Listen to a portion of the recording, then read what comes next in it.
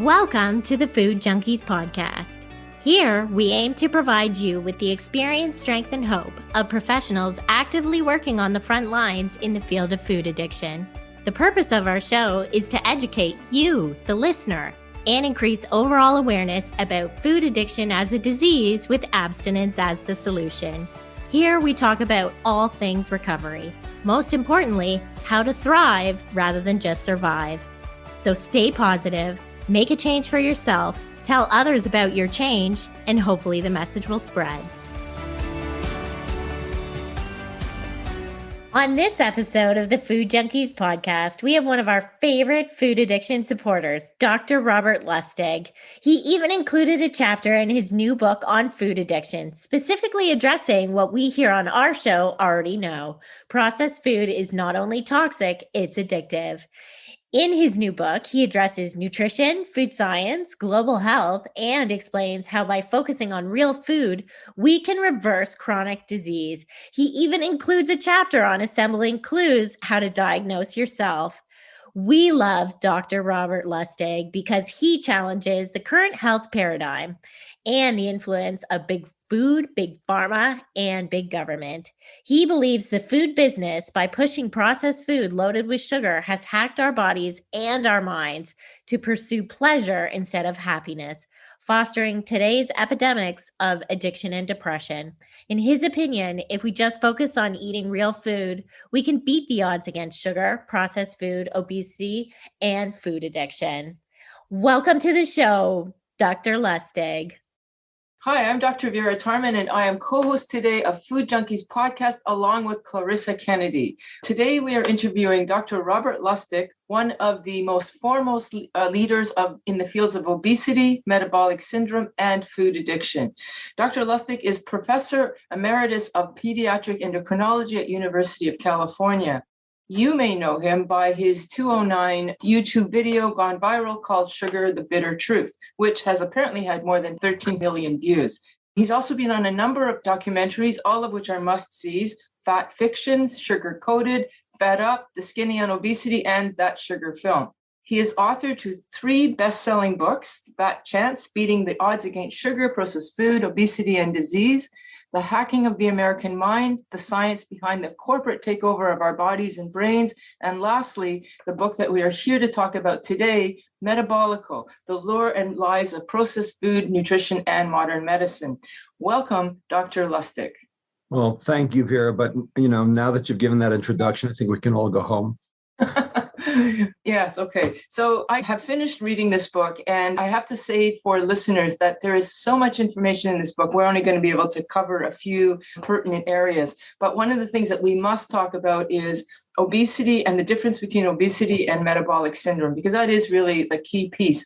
And then we'll talk a little bit more about some of the issues behind that. So Dr. Lustig, you're a comedian. I don't know if people know that, but First of all, Vera, if you call me Dr. Lustig one more time, I'm just going to reach through the computer and I'm going to. All right. Okay. Well, thank you, Robert. You are quite funny in a number of places, but anyway, and also very pithy in other ways. And one of the things you say is obesity is not the problem; it's just a symptom. In fact, it's a red herring. The real disease is, and do you want to elaborate, please? Absolutely. So first of all, everyone thinks it's about obesity. Obesity is associated with all these other diseases, and that is true. It is associated, but association doesn't mean causation. In fact, 20% of obese people are metabolically healthy. We have a name for them, MHO, metabolically healthy obese.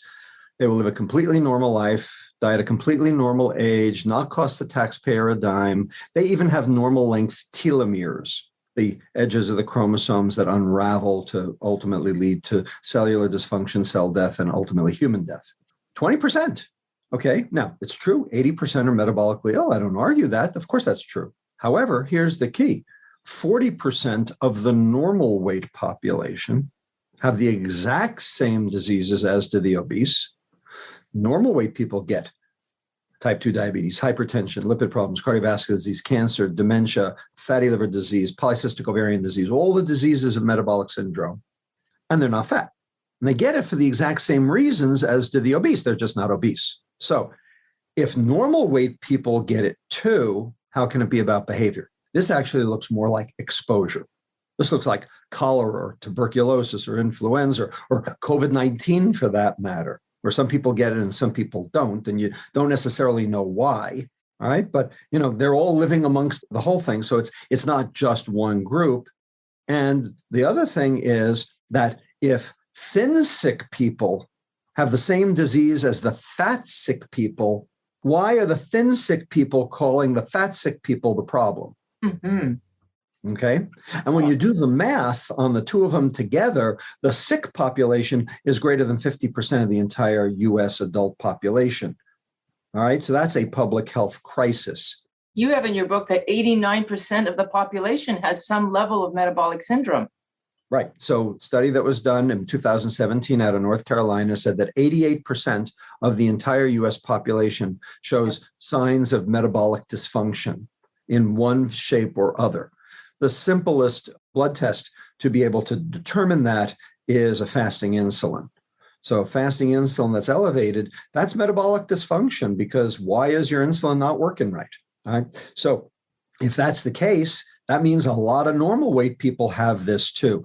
And that's the point of metabolic syndrome, is that normal weight people, even thin people, can get it as well. Now, the thing that explains this is the concept of 3 separate fat depots.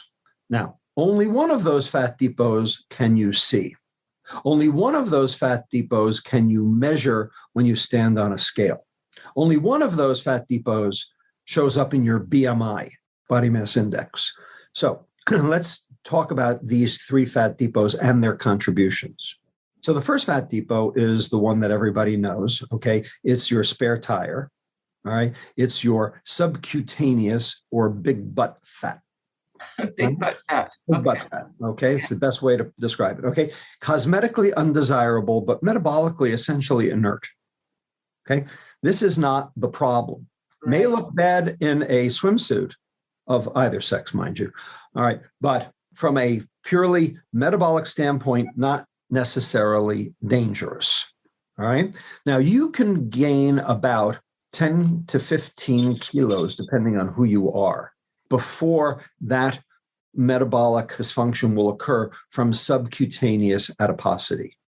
And the reason likely that you have to gain that much weight before you see something in your metabolic machinery is because when the blood drains out of the subcutaneous fat, it goes straight into the systemic circulation, right? So it's diluted by your entire blood volume, okay? And you have 6 liters of blood. So whatever the fat cells are draining, it's, in terms of cytokines or in terms of any other, bad proteins or potentially infectious agents, et cetera, it's going to be diluted by, in the entire volume of distribution of the body. So 10 to 15 kilos. Second fat depot, big belly fat, okay? Not your spare tire, but specifically, what's going on around your middle, okay? Visceral fat. Visceral fat is not subcutaneous fat. Number one, it has different cytokine dynamics, it has different genetics, and most importantly, it has different anatomy, because the visceral fat does not drain into the systemic circulation. The visceral fat drains into the portal vein, and the portal vein goes directly to the liver. And it is those cytokines that are hitting the liver that determine whether or not something is going to be dangerous or not.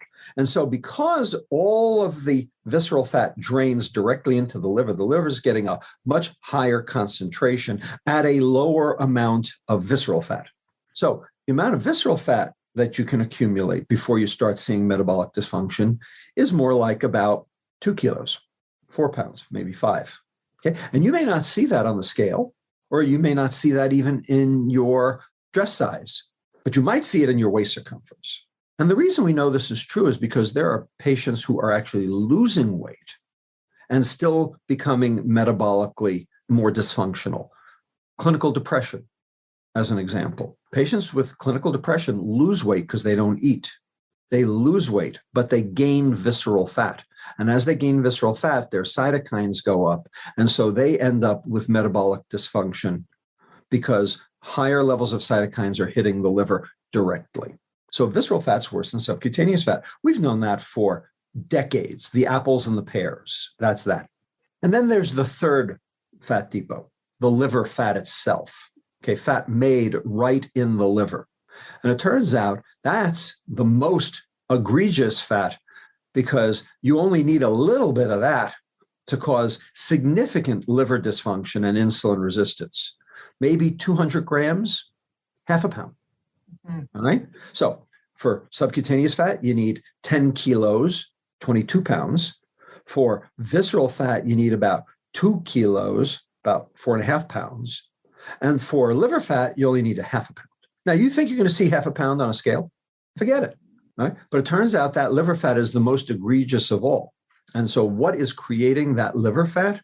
Sugar. And the reason we know that is because that's triglycerides. So triglycerides, the same as VLDL, very low density lipoproteins. And those are made in the liver with sugar as the substrate through a process called de novo lipogenesis, new fat making. And so when the liver can export it out, it's serum triglyceride, in which case that could be a source for cardiovascular disease or obesity.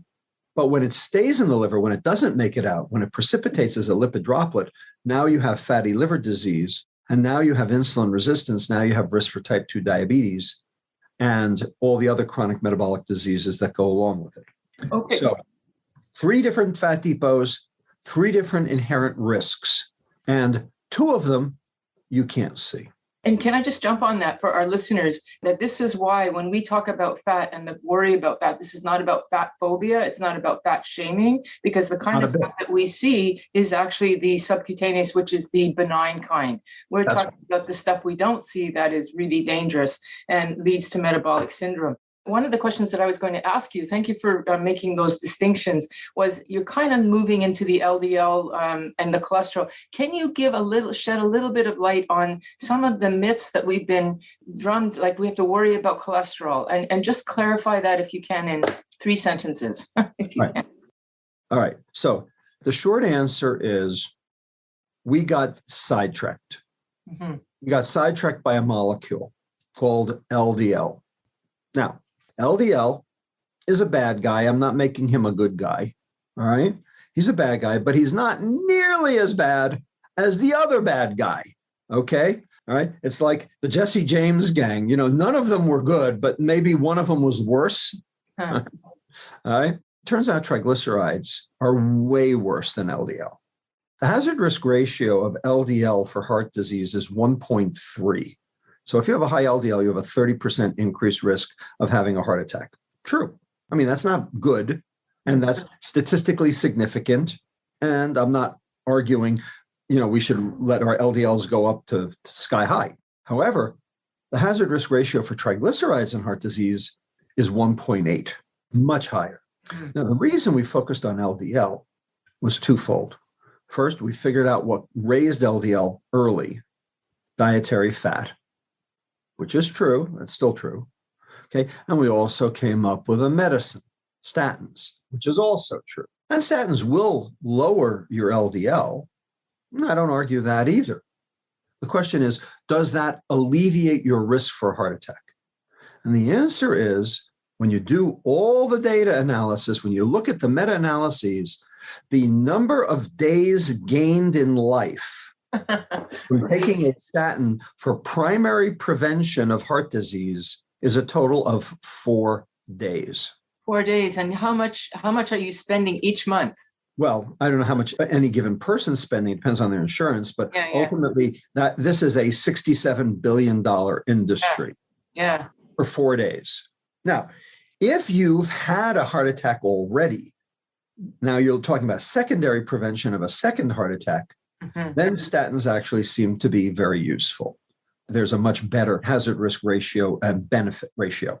So it's not that statins are useless. They have a use. It's just that not everybody needs them. And the question is your LDL the problem, or is it your triglycerides that are the problem? To be honest with you, most doctors don't even know what a triglyceride is. And they don't know what to do about it if it is high. And they don't understand where it came from. And they don't understand what it portends.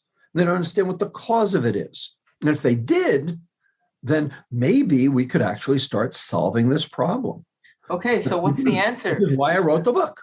Yes. So triglycerides basically come from de novo lipogenesis, which comes from sugar, because the liver can't metabolize all the sugar that's hitting it. The fructose molecule has a limited capacity for metabolism. Our TCA cycle only runs so fast. And when you flood your liver with a tsunami of a soft drink or, a breakfast cereal or whatever, your liver is basically being hit with too much for its ability to be able to clear it. And so the excess goes via a different pathway in the liver called the citrate shuttle and ends up being converted into liver fat. Okay. Right? And that liver fat then gets packaged as ApoB100 to form VLDL, very low density lipoproteins. When those get released from the liver, that's serum triglyceride. Okay. Basically, your serum triglyceride is the same as your sugar consumption. Right. I can only say that I see that clinically when I see my alcoholics come in and they have outrageously high triglycerides because, of course, Yes, what alcohol. Yeah. Well, the point is sugar and alcohol are metabolized exactly the same in the liver. So it's no surprise that you would get the hypertriglyceridemia of alcohol or the hypertriglyceridemia of sugar consumption, which is why my kids in my obesity clinic have high triglycerides. Yeah. Okay. Wow. So when you get rid of the sugar, the triglycerides fall by 50% in 9 days. Right. In 9 days. Yeah. So it would make a lot more sense as clinicians for us to reduce the sugar rather than focus on the statins and et cetera. Exactly right. Yeah. Okay. That's the point. And that's what doctors don't know. They just know, high LDL. They read it off the side of the lab slip. HL, that's $10, by the way. That's an interpretation. So they see the high LDL. So they say, you need a statin. Garbage. Okay. Now, if your LDL is over 300, and if your triglycerides are also low, that person is 1 in 500. Okay. Has a super high LDL and a low triglyceride. That person probably is a heterozygote for familial hypercholesterolemia, which is 1 in 500. I happen to be one of them. Okay. And those people do need statins. Okay. For people who are really interested in this science, by the way, and the clinical science, you have a great 2 or 3 chapters that really explain a lot about the terminology of this. Now, can you talk a little bit about salt? So we're talking about, we've had a wrong story about cholesterol. What's the wrong story about salt? Okay. So salt is also like, the other bad guy in the Jesse James story, but not necessarily the ringleader. So everybody's really, really worried about salt. And I'm not telling you salt is good. We consume way too much. Okay. The question is, how much is too much? Well, once upon a time, before there was refrigeration, before there were steam ships, we used to have schooners that used to go out into the, Atlantic, and they would fish. Okay. And they would catch the fish, and it would be months sometimes before they'd ever see shore. And they had to pack the fish in such a way as to prevent it from rotting. Uh-huh. What they do? They packed it in salt. Salt, yes. So salt was a preservative, okay? Salted fish, okay? Still, you can still find that, okay? Point is, in those days, we used to consume 15 grams of salt a day, average, and we didn't have hypertension. Mm-hmm. And the reason was because our kidneys were perfectly adept at being able to excrete all the excess salt. We had good kidneys that worked, got rid of the excess salt. So 15 grams of salt, no problem. But now, today, we're finding that we have hypertension with even our current median consumption of salt, which is 6.9 grams. Uh-huh. And we're told we have to get our sodium consumption down to 2.3 grams or below in order to prevent hypertension. So how come 150 years ago, we could eat 15 grams and be fine, and today we can't even eat 2.3 grams and we have a problem? What up with that? So the answer to that is very simple. Turns out the kidney is adept at excreting salt if there's no insulin around.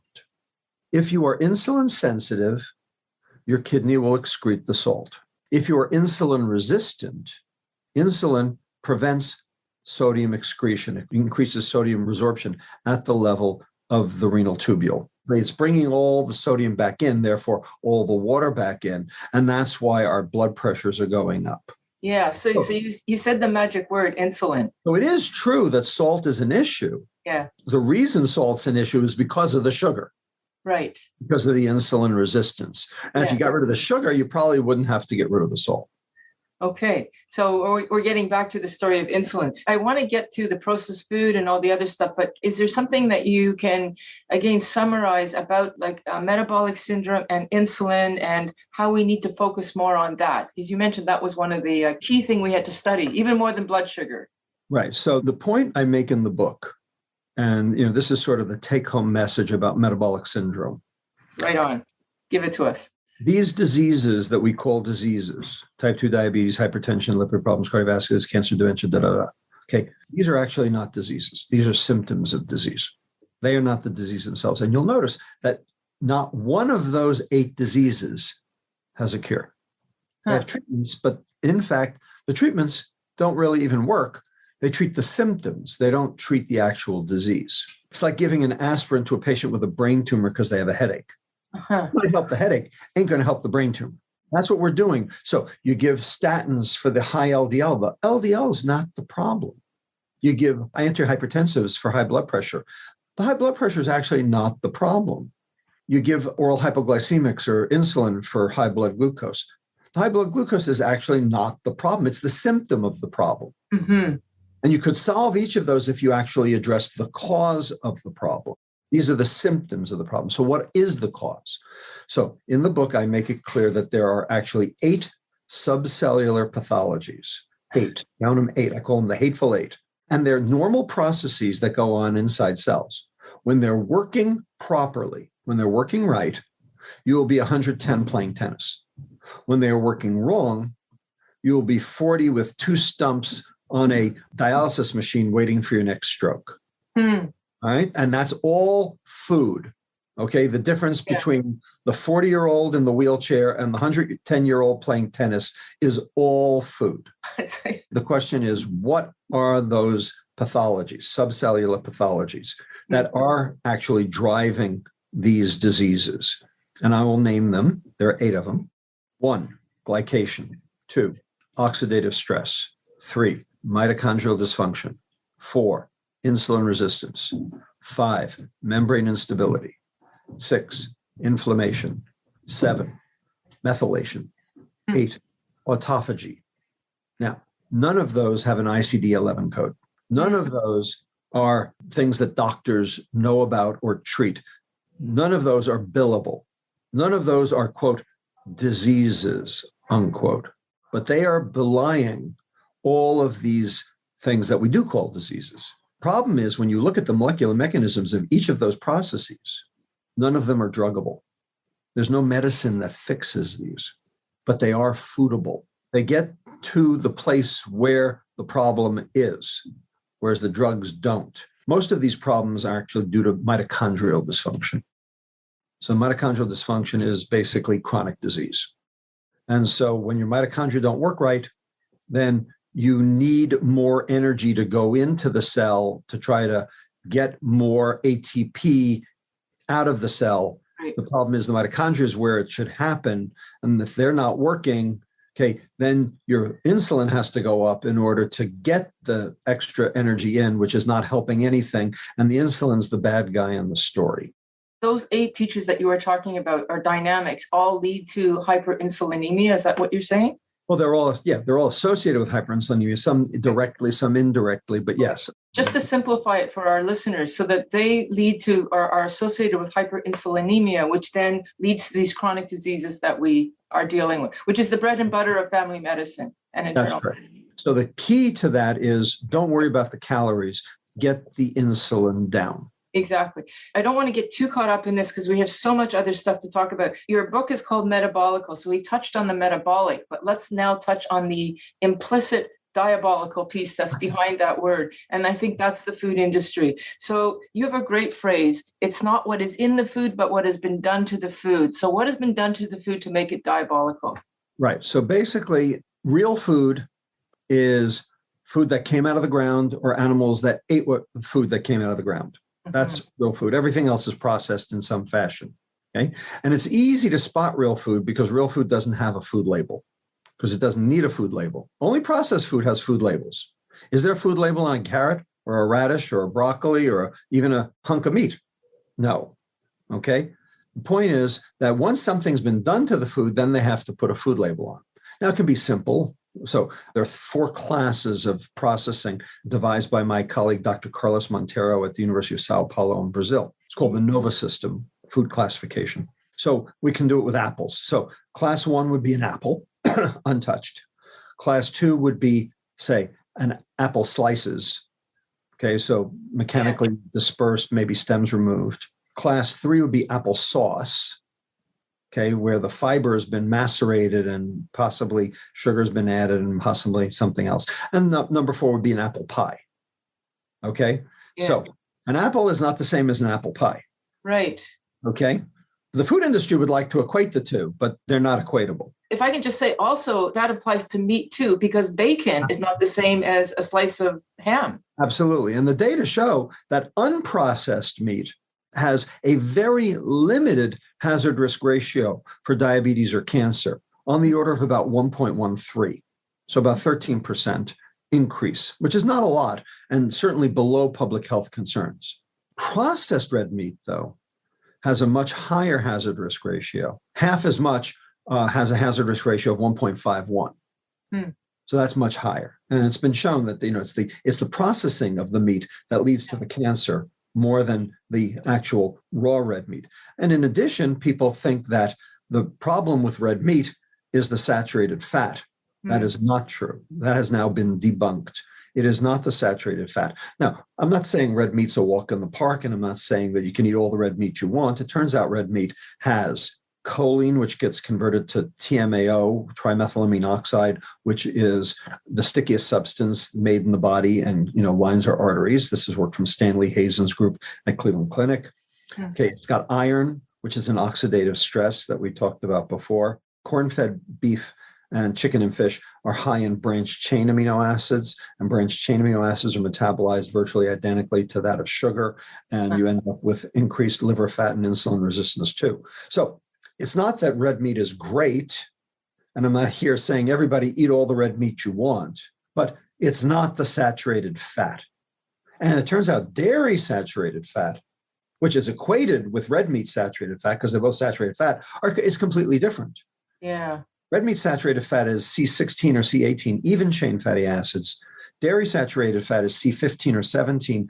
Odd chain fatty acids metabolize differently and also have a different phospholipid signature, which is protective against heart disease and diabetes. Exactly. I actually heard you say that last night. I was listening to your book, and I actually heard you say, I thought that dairy is actually protective.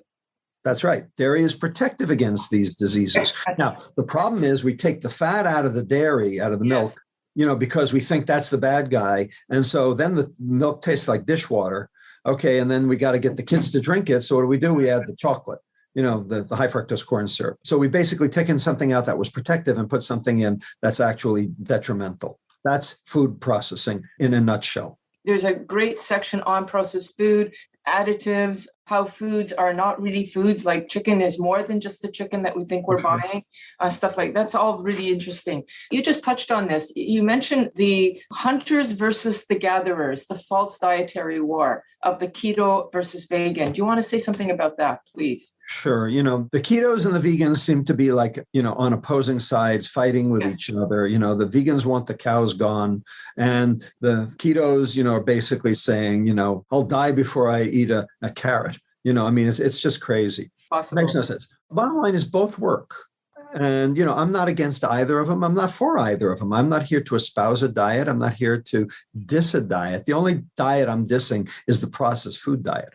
So you can do processed food keto, and there are all sorts of things like keto ice cream in the supermarket now. Okay, do you really think it says 6 grams of carbohydrate on the label of the keto ice cream? Do you really think that you can consume those 6 grams of carbohydrate and not have your insulin spike? And as soon as your insulin spikes, guess what? You're not in ketosis anymore. You're not on a ketogenic diet anymore. Now you're on a high-fat, medium carbohydrate diet, which is like the worst diet of all. So if you're really going to be on a ketogenic diet, you have to be fastidious. You have to stay in nutritional ketosis. You have to monitor your ketones, either with urine or breath. Okay. There are ways to do it. And if you do that, that's good. So I'm not against the ketogenic diet. We used to use it in our clinic for the worst of the worst kids with insulin hypersecretion or resistance. So I'm for it. Okay. I use it, but you have to do it right. Conversely, you have to do vegan right. Okay. And Coke, Doritos, and Oreos are vegan. Yeah. So you can do ultra processed food vegan really easy. And basically food stripped of its fiber. You're not feeding the gut. You're not protecting the liver. Right. Okay? And so basically as metabolically dangerous as anything you accuse anybody else of. So you can do it right or you can do it wrong on either side. And in addition, when you do vegan right or when you do keto right, it's all real food. Exactly. All real food. Yeah. It's processed food that undoes both of those. So really the vegans and the ketos are on the same side. It's the processing, it's the food industry and the pharma industry and the government that's on the other side. Exactly. And before we get to that, I want to ask you a question that I've been wondering for a long time. There's a number of things in your book, in terms of if you eat the right diet, you'll understand. Now, one of the things is that dementia may be considered part of metabolic syndrome. Do you think that we can actually prevent the scourge of Parkinson's and Alzheimer's if we changed our diet? And what about a person who has Alzheimer's? Could there actually be reversal or retardation if they started eating properly? So these are all very good questions, which we do not have final answers to. Okay, I'm going to be very clear on this. Yeah. I cannot in good conscience tell you can reverse Alzheimer's. Right. However, having said that, one of my good friends, Dr. Dale Bredesen, wrote a book called The End of Alzheimer's. Okay? Wow. No, it's not the end. Okay? That was what the publisher said. Okay. This publisher was my publisher, and I know all about how they name books. Okay. That was not his original title. He's taken a lot of flack for it. All right. But here's what I do know. He likens Alzheimer's disease to like having a house with 36 holes in the roof. You can fix one hole, you can fix two holes, you can fix 35 holes, and you're still going to have a wet house. In order to fix the house, you got to fix all 36 holes in the roof. Mm-hmm. There are a lot of things that can cause Alzheimer's. There are a lot of things associated with the pathogenesis of Alzheimer's. Diet happens to be a lot of them, but you might have Alzheimer's for a completely different reason. Okay. So what I would say is that if we ate better and we got ourselves insulin sensitive, a significant proportion of patients with Alzheimer's would stop the process. Yeah, it's like an epigenetic process. And some of them likely would reverse. And actually, Dr. Bredesen has data on that and is publishing it right now. He's already got the preprint out in MedXRIV. But that doesn't mean your Alzheimer's will get better, because your hole in the roof might be a different hole in the roof. There's heavy metals and there's ApoE4 and other things that are not specifically related to diet. But, just think about all those nursing homes and the food that we give our elderly people in nursing homes. We don't even want to go there. Let's look at now the treatment. You mentioned big pharma, modern medicine. I loved your phrase where you said doctors, well, how are we creating the problems? So you said that we're sheep. So how has modern medicine been part of the diabolical treatment and, big pharma behind? All right. Well, so first of all, I majored in nutritional biochemistry in college at MIT. I was really interested in this stuff. I thought I was going into nutrition as after college. I went to medical school. I went to Cornell University Medical College in New York City, and they beat it out of me. Basically told me, that was important. Everything I learned the previous years, you're never going to use that again. It's not important. The problem is calories. The problem is, exercise. The problem is, drugs, et cetera. Because that's ultimately what the curriculum had, because Big Pharma sponsors pretty much all of the medical curriculum. They underwrite the medical curriculum. And that's been true since the Flexner Report of 1910. All right. So I was told to basically forget all that stuff. And, hey, who was I to question? I'm a medical student. I'm supposed to say to the gurus, that they're wrong. So, I went along with it. I practiced like they told me. And the problem was my patients didn't get better. No, they got worse. They got worse. Yeah. Well, in 1994, we discovered this hormone called leptin. And leptin turns out not to be a breakthrough treatment, but it turned out to be a breakthrough pathway in terms of our understanding of obesity. And at the time, I was working at St. Jude Children's Research Hospital in Memphis. And I had all of these kids who were massively obese after their brain tumors because the hypothalamus had been fried by either the surgery or the radiation. Yeah. It was left to me to try to figure out what to do about them. And what we figured out was these kids were over-releasing insulin. And the reason they were over-releasing insulin is because their brains thought they were starving because they couldn't see their leptin because of the damage. So we suppressed their insulin with a drug. And lo and behold, not only did they stop eating, not only did they start losing weight, but they started exercising spontaneously. We ended up proving that in the double-blind placebo-controlled trial. Ultimately, what we showed was that the biochemistry precedes the behavior. The biochemistry drives the behavior. Okay, this was very, very important. Okay, and what we realized was that all of these doctors basically saying you eat too much, you exercise too little, we're missing the boat. Yes, it's true. You do eat too much, you do exercise too little, but why? Okay, and they just basically chalked it up as to character flaw. Right. Turned out the reason was leptin resistance, and there are things you can do about that. And we did that in our clinic every day for 17 years that I was the head of it. The point is, doctors are not taught that. So doctors are part of the problem because they blame the patient. Yeah. Okay. And so you kind of brought yourself into the equation here. And I was actually going to ask you about that.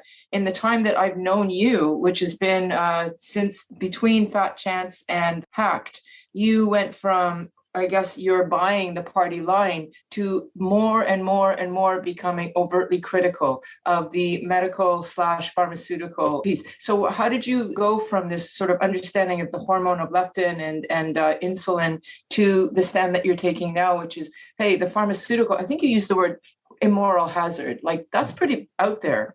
Yeah, it is. Yeah, that's not something you would have done 5 years or 10 years ago. What I realize is they've rigged the game.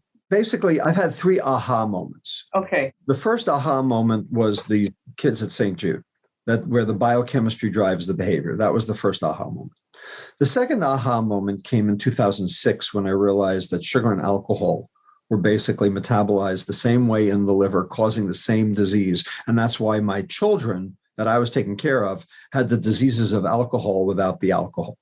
Amazing. Type 2 diabetes and fatty liver disease were the diseases of alcohol, except that kids don't drink alcohol. But boy, oh boy, do they sure as hell consume sugar.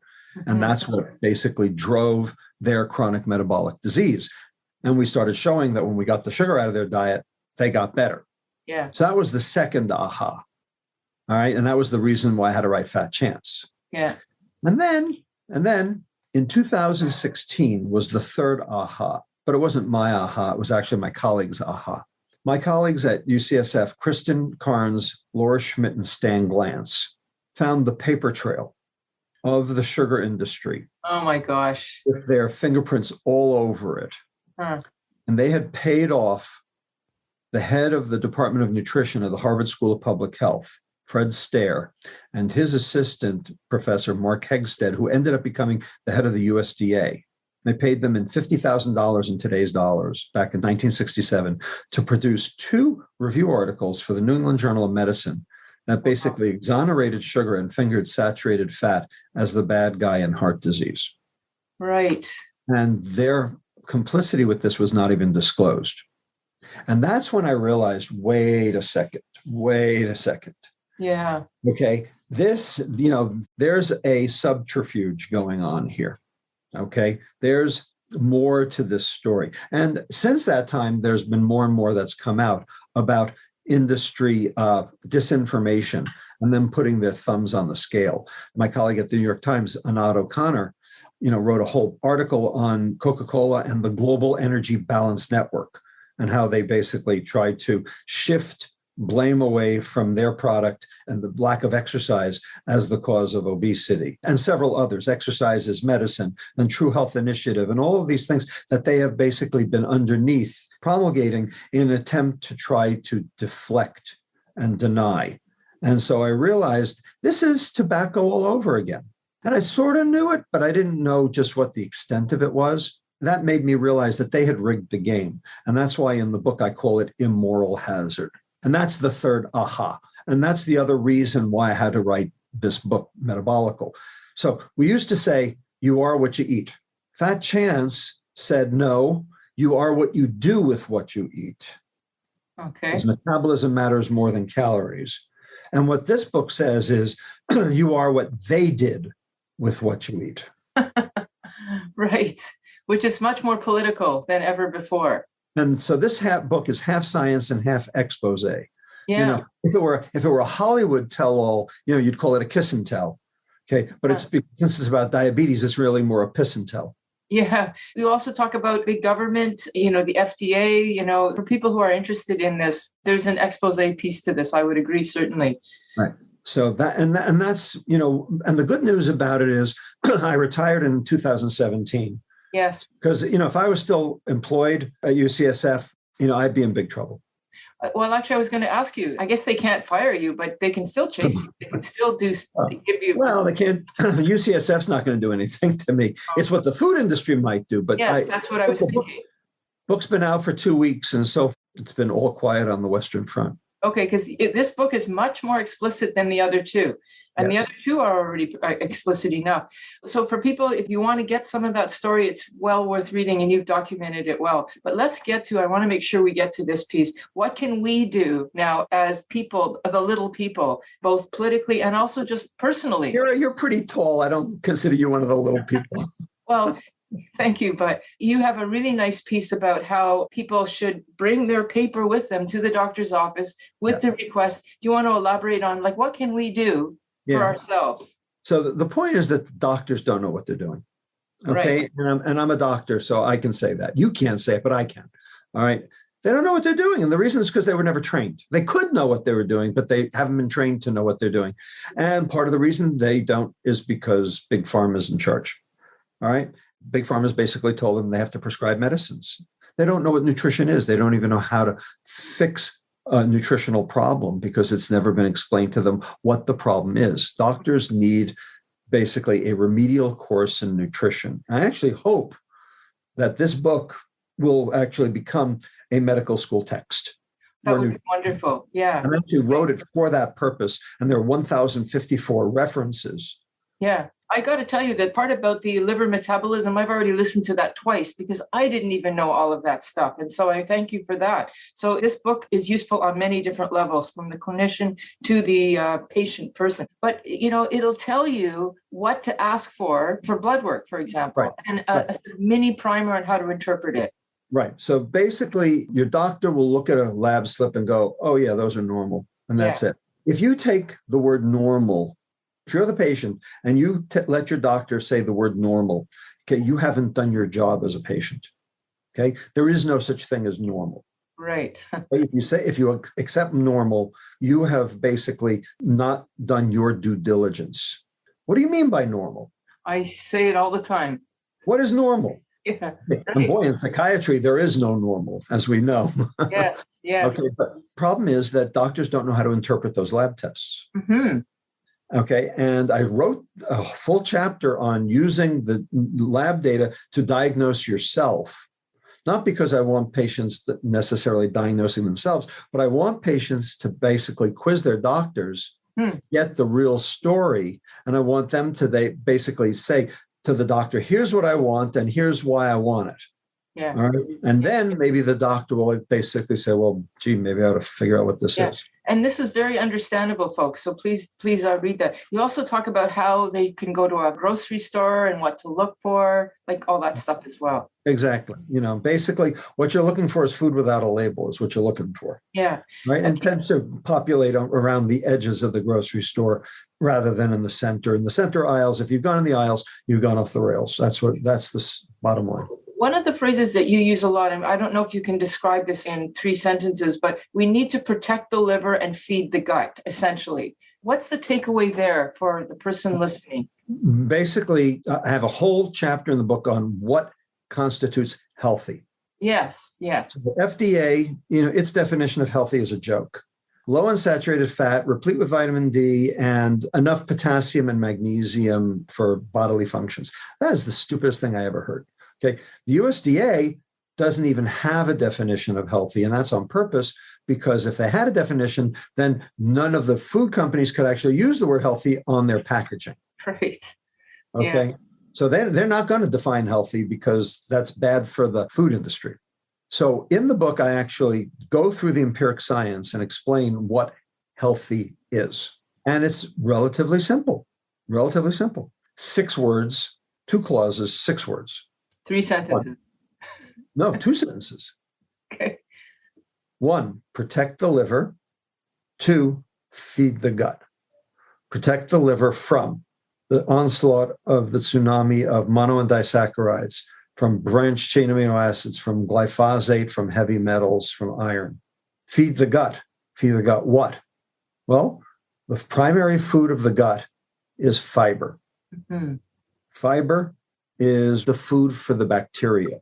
Okay. You don't chew it up. You can't absorb it. You can't generate any energy from it, but your bacteria can. And the point is that the fiber has been removed for shelf life and to reduce depreciation, but that was the food for the gut. And so if you don't feed your bacteria will feed on you. Wow.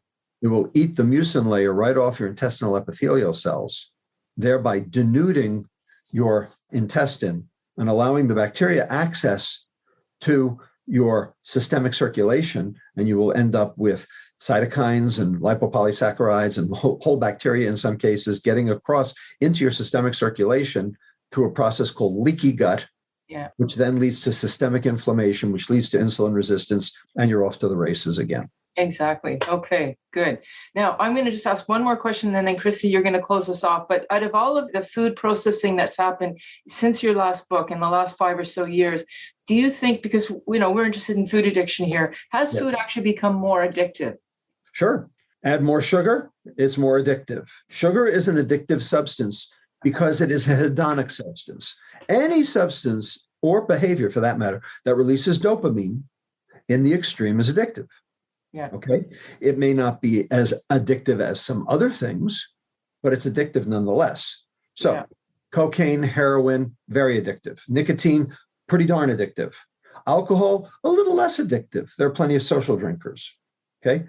Sugar, probably about the same as alcohol. I think you're right about that. So, there are some people who can do social sugar, and there are some people who basically are sugar addicts. And they will tell you, because they say, oh, I have a horrible sweet tooth.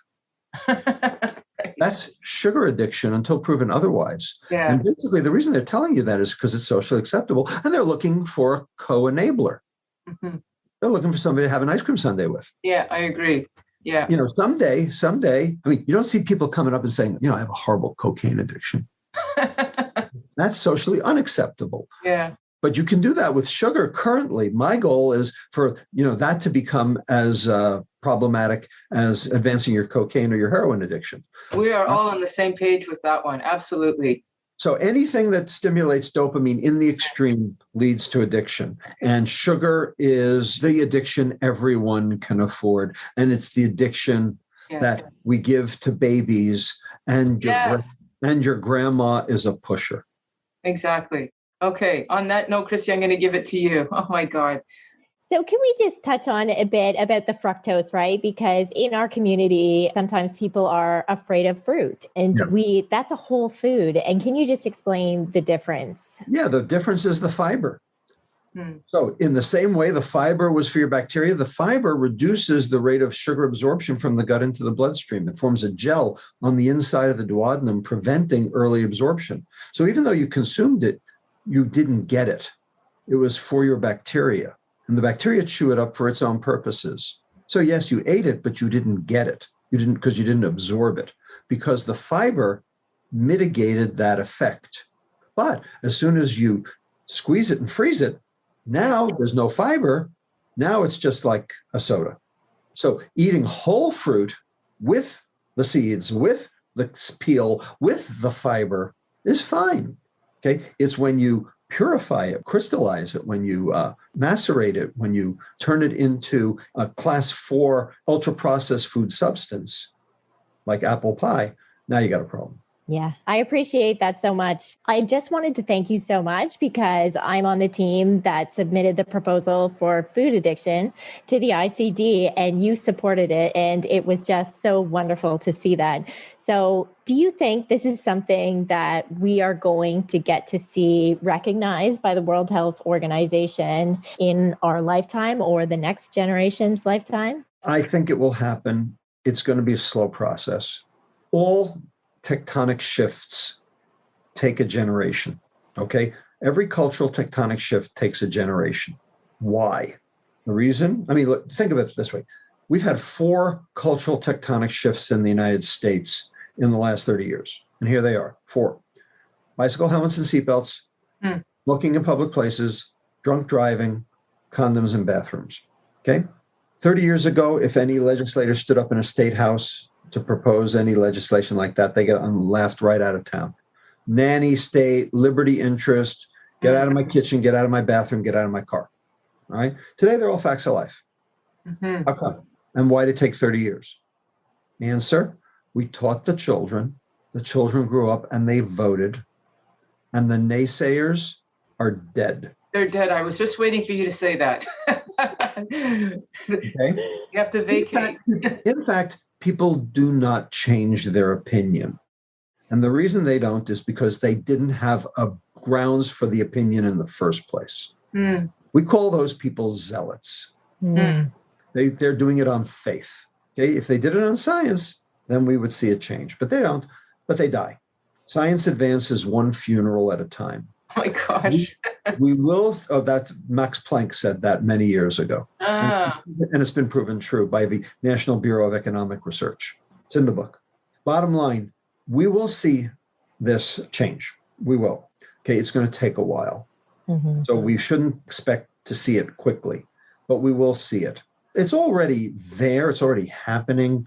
It's just that the elites, the higher ups, the people in charge of the keys to the kingdom, as it were, the ivory tower guys, in charge of the DSM-5 and the WHO, they made their reputation on what came before. So they're not looking to overturn it. Yeah. So it'll take a while. Oh, I appreciate that so much. We have a signature question, and it is, what would you tell a younger version of yourself something about sugar addiction? That it exists. It's not like I knew that. And, to be honest with you, if I'd known that, maybe I could have helped my own weight and health myself early on. I didn't quite realize this early on. It wasn't obvious to me. And wasn't obvious to a lot of people. Alcohol, it was easy because you had the acute effect. Cocaine was easy. You had the acute effect. Heroin was easy. You had the acute effect. Yeah. Sugar, it's a little harder. You don't have so many acute effects. It's much more the chronic effect. Okay. So it took a while, took a while for caffeine too. Yeah. That I would say that, that it exists. And where can our listeners find you? As if we don't know. But. Yeah, exactly. Well, there's a website, robertlustig.com. The book website is metabolical.com. There's a lot of YouTube videos. There's, the famous one, Sugar, the Bitter Truth. That was 2009. We have way more data. And, I've done some more recent public education that, will bring you a little more up to date. Having said that, I'm not hard to find. Yeah. Well, I know you're going to say goodbye, Chrissy, but if I can just jump in ahead, I just would like to thank you, Robert, for showing up today and talking about your book.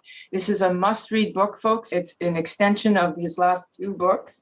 And I just thank you for your tiresome work in this field, in obesity and food addiction. Thank you. It's my pleasure. I've got to go, unfortunately, now. Okay. Right? Thanks. Right. Talk to you later. Bye-bye. Okay, bye.